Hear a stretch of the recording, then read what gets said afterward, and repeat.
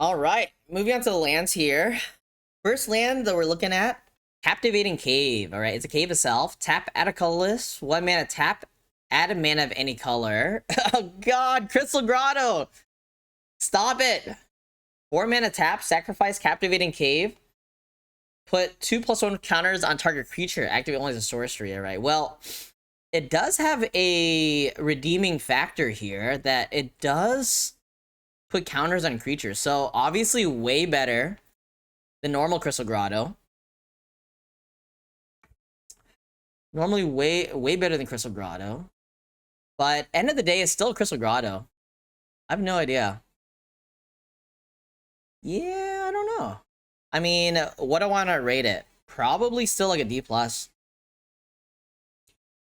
D+, C-. Let's give it a D+.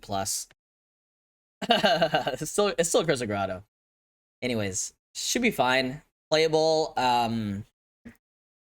I personally don't like to spend extra mana, and I think that like when it comes to a land, spending extra mana, even though it has the upside later on of getting counters, it's still not worth it. But we'll see. Maybe I'll play this more than usual. I probably will.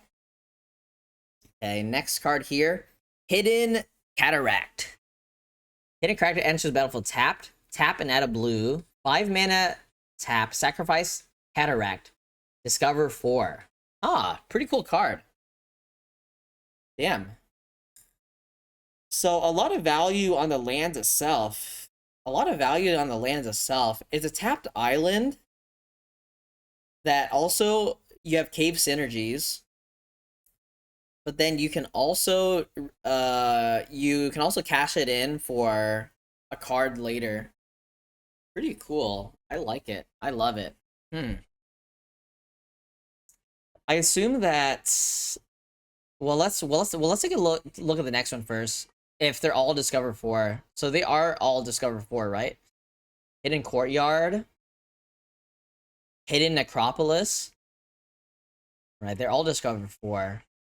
Ah, the cycle is pretty great, to be honest. I think I want to give the full cycle a B-.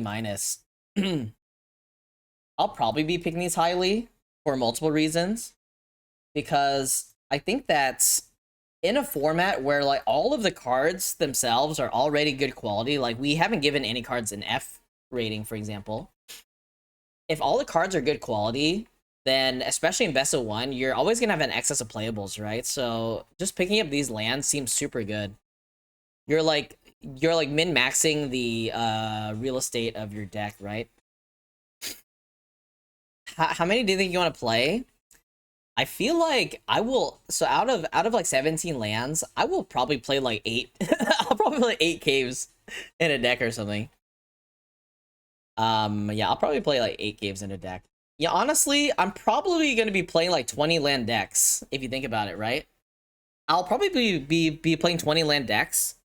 So you just never miss land drops, and then you always have ways to spend your mana. Yeah, I'll probably be playing 20 land decks, something like that.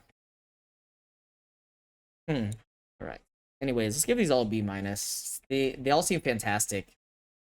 They also seem very constructed playable as well. You know what? Constructed is super interesting now. Hold on here. I wonder if you can build like super degen decks that basically you can only cascade into good stuff. What if you play a deck that you can only cascade into good stuff? There's got to be ways for sure. Constructed actually seems really interesting. Ah, interesting. Like Cascade and Discover are super interesting for Constructed. There's an Alara deck right now that does that. Damn, that's half of Modern, yeah. Dude, is it time to play Constructed actually? Pretty cool. Hidden Volcano. Dude, these cards are sick, man. I love it. Charbelcher? Yeah. I don't think it'll be good in a Charbelcher deck. I don't know. We'll see, though. Next card here, Promising Vein.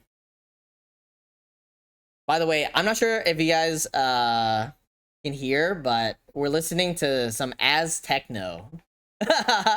It actually exists. Some Aztechno is crazy. Next card here, Promising Vein. It's a cave, tap, add a colorless, 1 mana tap, sacrifice Promising Vein, search your library for basic land, put in the battlefield tapped and shuffle. I'm not really a fan. It also doesn't search for another cave. The art is sick though. I don't know what it is, but I don't think I'm a fan of this. This is very reminiscent to like God, whatever that land is in Strixhaven enters the battlefield, you have to pay one. You have to pay 1 extra. I think this is actually worse. I guess you might play this if you care about like the cave typing or whatever. Yeah, like an Arcway Commons or like a Shire Terrace or something like that. I just don't think it's good. I'm gonna give this card probably a D minus. Yeah, or like a Gateway Arc or whatever it's called. It's probably a D minus. Like that seems giga expensive. It's a cave in the yard. I don't think you care that much about cave in the yard though. I don't think I care that much. They found so many cool ways to make it worse. Evolving Wilds, kind of, yeah. All right, moving on to uncommons here. Cavernous Maw. It's a cave. Tap out a colorless. 2 mana. Cavernous Maw becomes a 3/3 elemental creature until end of turn. It's still a cave land. Activate only if the number of other caves you control plus the number of cave cards in your graveyard is 3 or greater. So other caves you control. So it doesn't count as self. It does not count as self.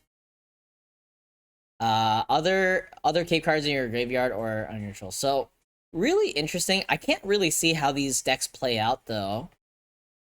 But you know, like the 3 mana green ramp spell, the 3 mana green artifact does search for a non-basic land, so you can grab caves as well.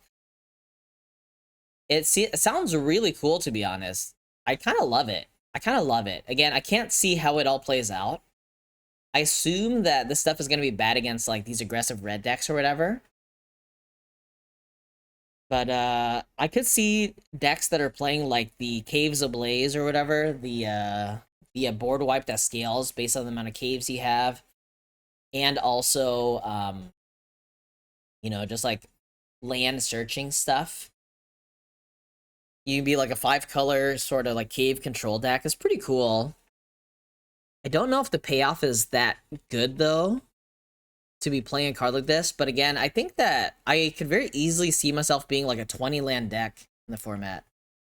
I could easily see myself being a 20 land deck, like 20, maybe even like 22 land decks or whatever, if my entire deck is revolving around lands. Pretty cool. I don't know how I feel about it. I'm probably gonna start this one off at a C minus, and we shall see. Next card here, Forgotten Monuments. It's a cave as well. Tap it, add colorless. Other caves you control have tap, pay 1 life, add 1 mana of any color. I love mana laundering. Mana laundering is awesome.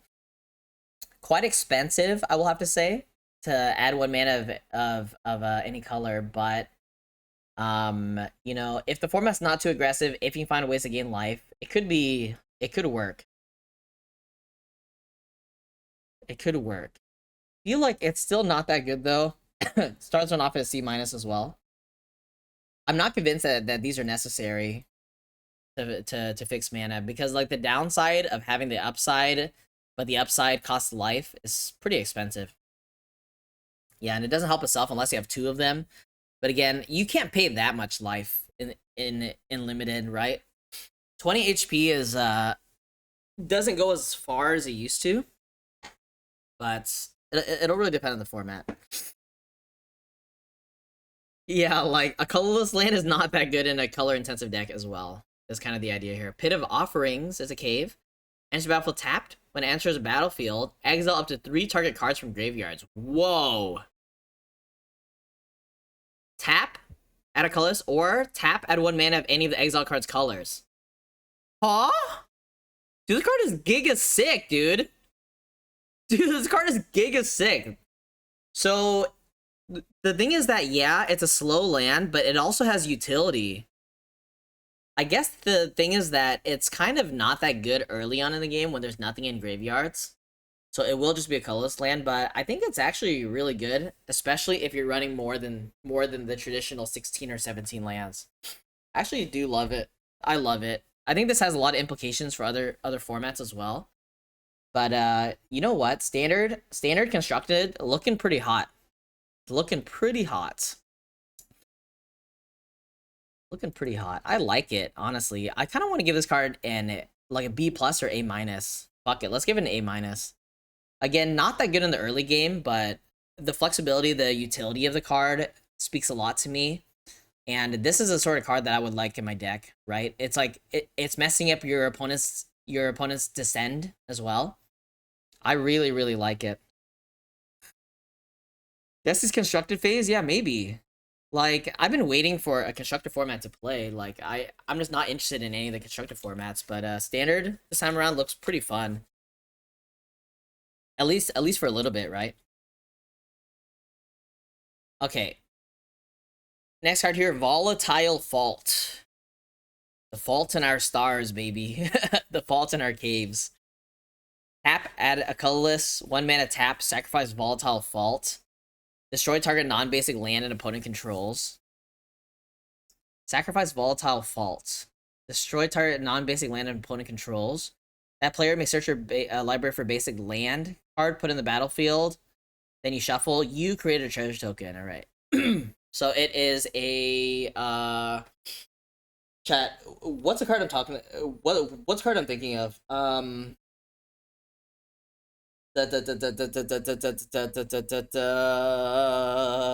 is this card like, chat? Help me out here. Ghost Quarters. Yeah, it's basically like a Ghost Quarters. But then you get a treasure token. So pretty pushed, I will have to say. You can destroy your opponent's caves and stuff. Honestly, kind of decent. Kind of decent. I actually do like it. I'm gonna start this one off at a B minus. I think it's pretty cool. Yeah, like a Ghost Quarters or a Demolition Field, something like that. It's bad since you lose land. Oh, you do go down a land, but you make a treasure token. Oh, it's actually not that playable in limited, in my opinion. It's actually not that playable. Let's start this one off at a D minus. It is cool though. I will say that I like the design. But yeah. Oh, it does kill gods. That's really interesting as well. So pretty interesting utility if your deck can afford it. But I can see a lot of like really cool utility type decks in this format. Ah, I'm a fan. All right, moving on to the rare lands here. Echoing Deeps. The cave, you may have Echoing Deeps enter the battlefield tapped as a copy of any land in a graveyard, except it's a cave in addition to other types. Tap to add a colorless. I believe this card is like whatever, at least for limited. I like how there's a little dino there just to show how big this this ruins is. The still silent waters reflect what was, not what is. That's deep. Deep for a card called Echoing Deeps. In limited, I would probably have to say that this is an F. I mean, I guess it doesn't have to be an F. It's still a cave. Still a cave. Probably D minus. All right. Next card here, Restless Anchorage. So Anchorage enters the battlefield tapped. Add a white or a blue.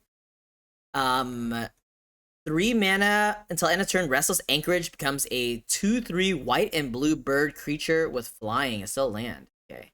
Pretty cool man land. When Anchorage attacks, create a map token. Ah, I mean, I love it. Awesome art as well, by the way. That is sick. So it's an Azorius land, 3 mana. 3 mana, so basically like 4 mana, right? Since it counts as, since you can't use this one. Like 3/4 mana to make it a 2/3 bird creature flying. And you can use it instant speed, and when it attacks, it generates value. Just awesome card all around. Let's give this card an A. Yeah, these are not caves, but an interesting thing about this format as well is that with these man lands, you can actually animate lands relatively consistently, right? You have ways to animate lands at uncommon to rare, I believe. I don't believe that there are common ways to animate lands, but yeah, it provides a lot of value. And also, looking back as well, the 3 mana. Let me pull it up here. The 3 mana artifact. This one. This one that people are flaming me for. People aren't really flaming me, but yeah, people that people don't like this one. Haslam Stone Tree actually can put a land card from among your top 6. So it's any land. I guess this is actually not even the card I'm talking about. There's another one, isn't there? Isn't there another one that actually searches for a land? No, so it doesn't search your deck. It's the top 6 cards, right? For any land. It's not a basic land. Still pretty cool though. You can grab like man lands, pretty good. I mean, like utilizing the land space in Magic is one of the biggest and most obvious things for me, which they have done very well in the past, especially when I was playing a lot of Constructed back in the day. Back in the day and age of like Nephalia Drownyard or Kessick Wolf Run, right? Lands having utility makes Magic so much better. And then in Zendikar Rising, we had dual face lands as well, like the dual face cards, which are lands, and then something else on the backside. Makes Magic so good. But we've also had a lot of sets in between that just like do not utilize the real estate of lands at all, which makes Magic really bad, in my opinion. Right? Kessing Wolfrun, what are you, 50? True. But yeah, that's kind of my philosophy. Like, lands have to do stuff. Lands have to be interesting. Otherwise, Magic is a bad game. So yeah. Alright, Restless Anchorage, give it an A for Anchorage. Next card here, Restless Prairie. It's a llama. Restless Prairie enters the battlefield tapped. Tap, add a green or a white. 4 mana, Prairie becomes a 3/3 white and green llama until end of turn. It's still a land. Whenever Prairie attacks, other creatures you control get +1/+1 until end of turn. Okay, pretty cool. I like it. So it doesn't buff itself. This card's a little bit worse than the last one, I think. But still very good. I'm going to give it A-. Land or real estate, yep. Next card here, Restless Reef. Enter the battlefield tapped, add a blue or a black. 4 mana until end of turn, Restless Reef becomes a 4/4 blue and black shark. Creature with Death Touch is still a land. When it attacks, target player mills 4 cards. That is awesome. That is awesome. That is cool. So this is like Nephalia Drownyard minus, I think. I do think this is worse than Nephalia Drownyard, but I guess it's a man land. So it's honestly not even worse. Having Death Touch on it is pretty safe. I will have to say, like, if this was unblockable or something, this card would absolutely be illegal. Like, if it had unblockable or flying or hexproof or something like that, it'd be completely illegal. But over Death Touch is pretty tame. That being said, card's still very good. Target player mills 4 cards. I like it. Yeah, gonna give this card an A- as well. Yeah, like it's a creeping tar pit. Cool. Next card here, Restless Ridgeline. Damn, look at that. Baby got back. Ridgeline enters battlefield tapped. Add a red or a green. 4 mana, Restless Ridgeline becomes a 3/4 red and green dinosaur creature until end of turn. Is still land. Whenever it attacks another target attacking creature, gets +2/+0 until end of turn. Untap that creature. Whenever Restless Ridgeline attacks, another target attacking creature gets +2/+0 until end of turn. Untap that creature. Kind of an awkward card, to be honest. I mean, it's obviously still very good. It's not that potent, I will have to say. It's still just very solid, very, very playable. Design space is not Kessig Wolfrun or anything. It basically gives something pseudo vigilance, but it cannot target itself. It's fine. Still good, just A-. Okay. Next card here, Restless Vents. Enters battlefield tapped. Tap at a black or a red. Alright, 3 mana until end of turn. Restless Vents becomes a 2/3 black and red insect creature with menace. Still land. Whenever it attacks, you may discard a card. If you do, draw a card. Okay, so this is probably the weakest of the bunch we've seen. It allows you to rummage. It gets in, but yes, still pretty good. I think I'm gonna give this one a B+. Actually, this is the only one not in the A range. It's fine, but a lot weaker than the other ones, but still very good, very serviceable. Again, these cards get a lot better if you can animate the land itself without paying for it.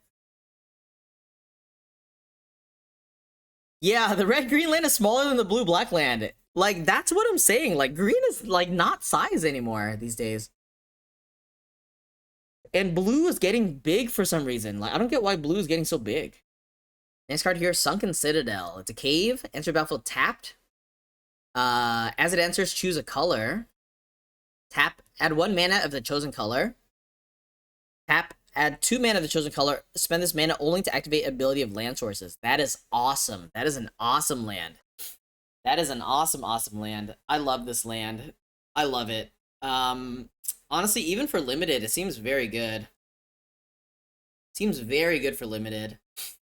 Like, it being like a soul ring or a I don't know what else you can call it. Like what's the land that adds 2 mana but it deals you damage or something?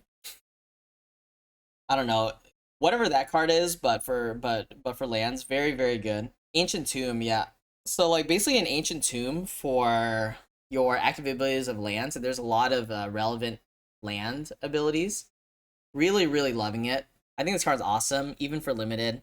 I'm actually gonna give this card an A+. Maybe just a flat A. Maybe just a flat A is fine. Flat A, A+.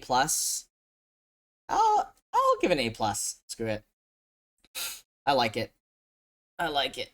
Alright, and the very last card is a reprint, it looks like. Cavern of Souls. Cavern of Souls enters the battlefield, choose a creature type, tap, add a colorless, or tap, add 1 mana of any color, spend the mana only to cast a creature spell of the chosen type, and that spell can be countered. Alright, so a big F you to blue, which is good, honestly. I don't know how good Cavern of Souls is in Constructed. Like, you might run, like, 1 or 2 in some decks. Oh, honestly, Cavern of Souls is really good in these big green dino decks. Actually, pretty good in the big green dino decks, yeah. Maybe he's run 4 of in the big green dino decks. Huh. Yeah, Cavern is not a cave. I think I just think it's good for Magic. Like, counter spells are fine every once in a while, but like for the most part, it's fine to have counter spells not be good sometimes. You know what I mean? Like, design in a way that you don't have to like print Thoughtseize effects, that you don't have to print counter spells, right? Like, Thoughtseize and counterspell are super boring ways to balance a format, in my opinion. Right? It's a super lazy way to balance formats, and that's my main criticism. Should have been power crept into Cave of Souls. Cave of Souls, honestly, that would have been a pretty decent idea, in my opinion, because that would actually drive the price of the card up like crazy. It could easily be like $100 land or something.